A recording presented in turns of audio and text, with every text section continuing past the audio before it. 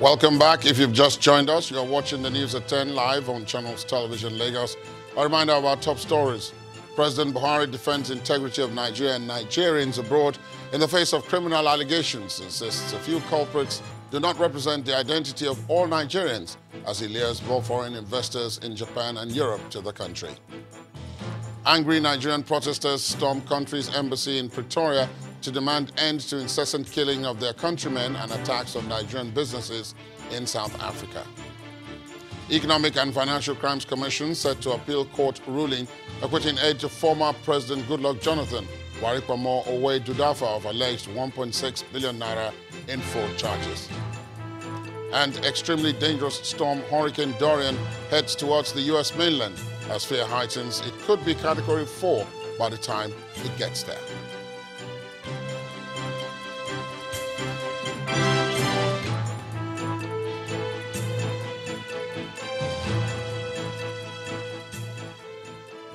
Now, for more information on our top stories and others, please visit our website, channelstv.com. YouTube.com/channelsweb has videos of our shows. The reconstruction on the 1.2 kilometers of the Lagos-Ibadan Expressway and the diversion plans, which were initially set to begin in August, will now commence on September the 2nd, that's next Monday. The Federal Ministry of Works and Housing had postponed the start of the project, citing the need to provide adequate information to the public before work begins on such a road with high volume of traffic and commercial activities. Our correspondent, Dari Idowu, has that report. Traffic signs, demarcated roads, construction trucks all give signals to what is coming.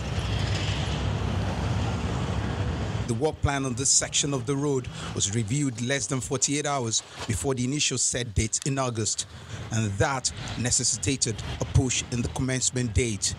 4 weeks after the postponement, these agencies of government are back on the road to pick up the project where they left off. They say this time there is no going back on the 4-month planned work. I can confirm that the reconstruction work is starting on Monday, 3rd September 2019, and it will go up through to December 15th of this month. Now we are to close down that section of the road, okay, and open up this Ibadan band. And we have done it such that we break it down into two to have a 2-lane on each section at every point in time, even though we have closed down one. The heavy-duty vehicles would also share in the 2 lanes during this period. We don't really have a choice. There's no alternative road for them. The heavy-duty vehicle will still use this road, pending when we have an alternative. Initially scheduled for August 3rd, the reconstruction and rehabilitation of the Kara to Berger axis of the Lagos-Ibadan Expressway will now begin on September 2nd. That's on Monday. And right behind me is the diversion point. The agencies involved said they are ready and now appealing to road users to cooperate with them.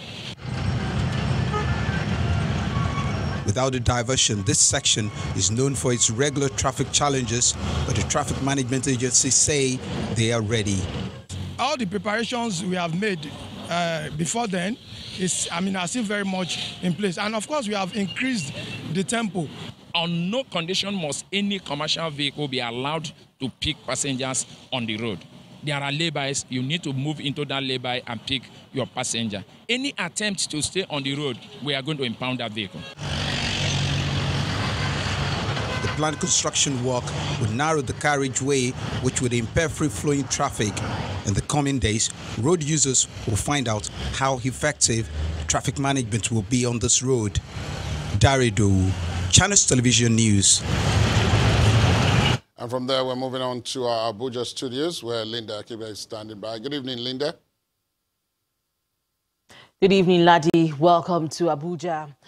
Gunmen have killed a Catholic priest at Kufai Amadu in Takum local government area of Taraba State. The cleric is said to have gone to Takum for a peace meeting with his fellow clergymen to discuss how to resolve the lingering Tiv versus Jukun crisis. The chairman of the local government council, Mr. Shiban Tikari, who confirmed the incident to Channels Television, said that the gunman also set him and his car on fire. The slain clergyman has been identified as Reverend Father David Tanko, who hails from Wukari local government area of the state. All efforts to speak to the police proved abortive, as calls and text messages to the estate spokesman David Misal were not responded to. Governor Aminu Masari of Katsina State today summoned Fulani community leaders drawn from the 9 local government areas of his state where security tension has been heightened. The session, tagged "Enough is Enough," is also an avenue for the governor to restate his commitment to the deployment of needed resources to fight banditry, cattle rustling and kidnapping in the state. On August the 1st this year, the Katsina state government gave amnesty to repentant cattle rustlers, bandits and kidnappers. 28 days down the line and counting, it appears the agreement isn't working. The concerns persist.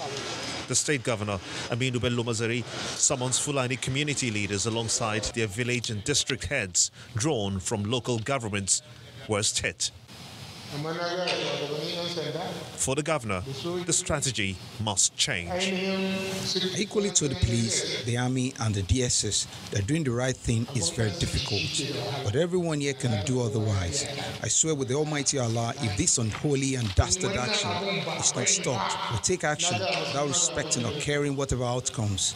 If you can't call your children to order, I swear with the oneness of God that what would emerge will be ugly and beyond your imagination.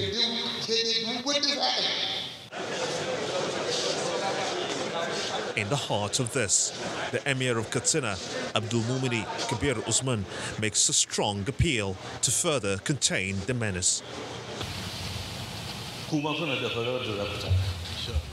You two at the State House of Assembly have a great role to play. Your work is not only limited to budget, but also other sectors like security. We must ensure the mandatory death sentence for cattle rustling and kidnapping is signed into law. In separate remarks, the Katsina State Police Commissioner and the chairman of the state chapter of Mayete Allah Cattle Breeders Association of Nigeria described the meeting as a step in the right direction. We will progress assiduously with this initiative down to the grassroots, local government by local government, so that we will build confidence amongst the bandits that are still skeptical. There are some of them that are actually criminals and they take part in these criminal activities. But our problem is where an innocent one is being caught and then money collected from him without any reason. While the security concerns linger, many believe the meeting with the Northwest Zone governors of Katsina, Kano, Kaduna, Kebbi, Sokoto and Zamfara states, including Plateau and Niger states on August the 1st, at the instance of the Inspector General of Police, will still have the desired impact and stem insecurity in the zone. Vice President Professor YEMI OSINBAJO is reminding Nigerians of a national commitment which recognizes the equality of all, regardless of ethnicity, religion or status, and the imperative of all individuals and governments to respect the rights and dignity of all as enshrined in the Constitution. Professor OSINBAJO challenges youths and who he described as leaders of today to be prepared to make sacrifices as champions of peace while living up to the tenets of their religion. He was speaking at National Muslim and Christian Youth Summit. Our correspondent Gloria Mezuki reports. It's the National Muslim and Christian Youth Summit attended by the Vice President, Professor YEMI OSINBAJO, accompanied by the Deputy Speaker, House of Representatives, ministers and other top government officials. God bless Nigeria. The role of Muslim and Christian youth towards a peaceful nation came under focus as the Deputy Speaker of the House of Representatives and the Minister of Women Affairs identified a range of key issues facing youths. We want to collaborate with the executive to ensure that we enact only laws that will be beneficial to the Nigerian people and create job opportunities so that we'll have a better place to live. For the evil ones that use our youths to cause mayhem, to cause unrest in this country, I am appealing that as leaders of this country, as leaders of our religious organizations, the two main religions, Christian and Muslim, we are the ones that should show the right direction, the right focus, and the right spirit. In a no-holds-barred address, the keynote speaker asked the youth not to be distracted in order to change the narrative. Without knowing and applying the teachings of Islam and Christianity, people are vulnerable to being manipulated by the enemies of God who appear in religious garbs to indoctrinate and incite their followers against one another. The Vice President, Professor YEMI OSINBAJO, however, warned Nigerians against beating the drums of tribal or religious superiority. We in this nation are at a historic juncture in the existence of our country. Here and there, we have religious and tribal tensions. Yet our Constitution speaks in the clearest and highest terms of our national commitment to the equality of all Nigerians, regardless of ethnicity, religion, or status. I challenge you to live up to the tenets of your faith and to live up to the best values of humankind. A standing ovation for The message of harmony resonates here, reinforcing an appeal to the youths to remain focused while collaborating with the government in the fight against insecurity. From Abuja, Gloria Umezuke, Channels Television News. And that's all from Abuja. Back to you, Ladi. Thank you very much, Linda. The federal government has taken delivery of a calibration aircraft worth $8.5 million that will serve in the calibration of navigational aids across Nigerian airports. The Minister of Aviation, who made the disclosure on his Twitter handle, says the aircraft will help make Nigeria's airspace safer. The Minister, Hadi Sirika, says, quote, just received news that a new calibration aircraft for the country has arrived. Make is King Air 3501. Cost is $8.5 million. The agony of contracting it to South Africa or Niger at about $500,000 every 6 months is over. Our airspace is safer. Thanks, Mr. President. We started and finished during your regime. End of quote. Providing further explanation on the usefulness of the aircraft, the minister said the purpose of this aircraft is to calibrate our equipment and aids in the country for the purpose of flight operations. We used to have one in Nigeria, but for the last 2 decades, we never had one. According to Mr. Sirika, the decision to procure the aircraft is because during the reconstruction of the Abuja airport, the need to recalibrate all the landing aids at the time became apparent. When the news at 10 returns, extremely dangerous storm Hurricane Dorian heads towards the U.S. mainland. As fear heightens, it could be Category 4 by the time it gets there. That's on the international scene with Around the World in 5. Join us again.